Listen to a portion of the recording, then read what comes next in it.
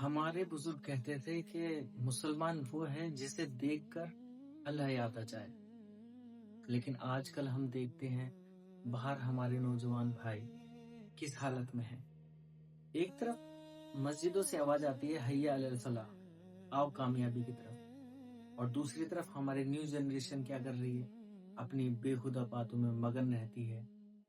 کیا ہم نے کبھی سوچا ہم کس راستے پر ہیں؟ اس بات پر ایک قصہ یاد آتا ہے۔ جب سلطان صلاح الدین ایوبی نے بیت المقدس کو فتح کیا تو ان سے پوچھا گیا کہ آپ نے اپنی فوج کو تیار کیسے کیا؟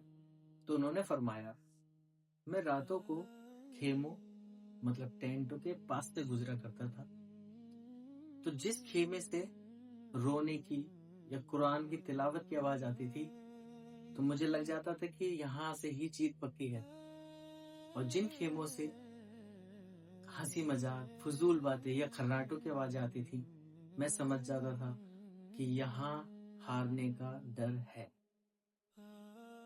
آج ہمارے محلوں کا حال دیکھیے، ہمارے گھروں کا حال دیکھیے کہ راتوں کو گھروں سے گانے کی، فلموں کی اور بےہودہ باتوں کی آوازیں آتی ہیں۔ یہ راتیں ہماری بیکار ہوتی ہیں، عبادت میں نہیں گزرتی۔ ہماری پہچان صرف ہمارے نام تک ہی رہ گئی ہے۔ ہماری قوم ایجوکیشن میں پیچھے کیوں ہے؟ کیونکہ ہم نے علم کو صرف ایک نوکری کا ذریعہ سمجھا، عبادت نہیں۔ جبکہ رسول صلی اللہ علیہ وسلم نے فرمایا، علم حاصل کرنا ہر مسلمان مرد اور عورت پر فرض ہے۔ یاد رکھیے، مسلمان جب تک آگے نہیں بڑھ سکتا تب تک وہ ایک ہاتھ میں دین اور دوسرے ہاتھ میں دنیاوی علم لے کر نہ رہے۔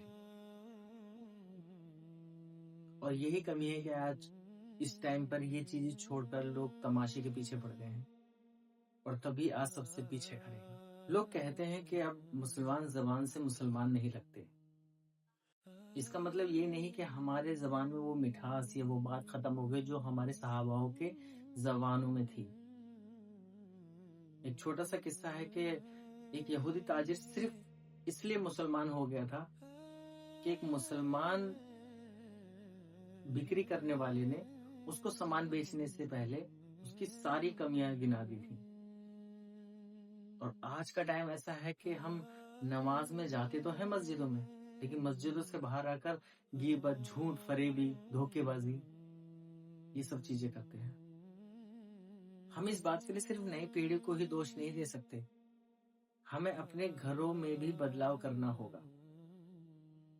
مسجدوں میں صفوں کو آباد کرنا ہی تو ہے، اس کے ساتھ ساتھ بازاروں میں اپنے شخصیت میں یہ بدلاؤ لانا ہوگا، اپنے اخلاق سے بازاروں کو متاثر کرنا ہوگا۔ اس بات پر ایک چھوٹا سا قصہ ہے کہ حضرت عمر سے ایک شخص نے ایک دوسرے شخص کی تعریف کری، تو حضرت عمر نے ان سے پوچھا کہ آپ اس شخص کے ساتھ کبھی سفر کیا؟ اس نے کہا نہیں۔ پھر حضرت عمر نے ان سے پوچھا کہ ان سے آپ نے لین دین کیا؟ تو اس شخص نے کہا کہ نہیں، میں نے اس شخص سے لین دین نہیں کیا۔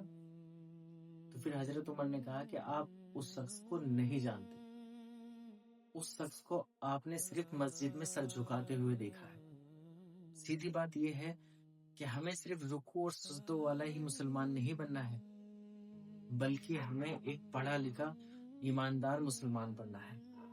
دوستو، یہ میری پہلی ویڈیو ہے، تو کوئی غلطی یا کوئی بات بتانے میں کمی رہ گئی ہو یا پھر غلطی ہو گئی تو اس کو معاف کیجیے گا، اور مجھے سپورٹ کیجیے گا جس سے میں اور اچھی باتیں آپ تک پہنچا سکوں۔